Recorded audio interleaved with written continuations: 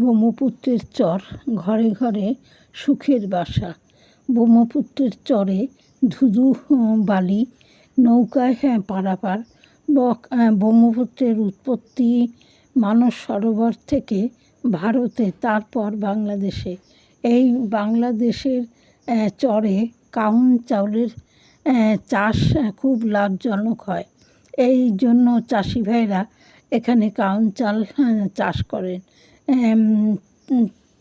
কাউন চাল তোলার পর বোরো ধান লাগান, তারপর ভুট্টা চাষ করেন, মরিচ চাষ করেন, রসুন পেঁয়াজ সব চাষ করেন, যাতে লবণ আর তেল সাবান ছাড়া আর কিছুই কিনতে হয় না।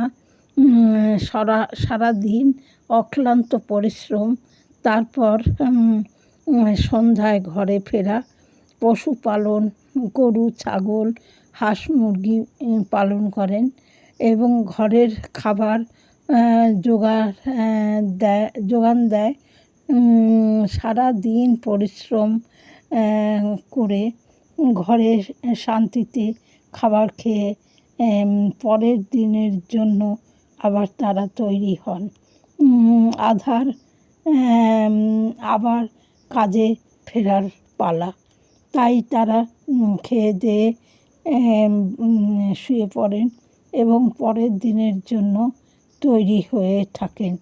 এখানকার পরিবেশ ভীষণ সুন্দর, আর চারিদিকে নানা রকম সবুজের গাছপালা, দেখতে খুব সুন্দর।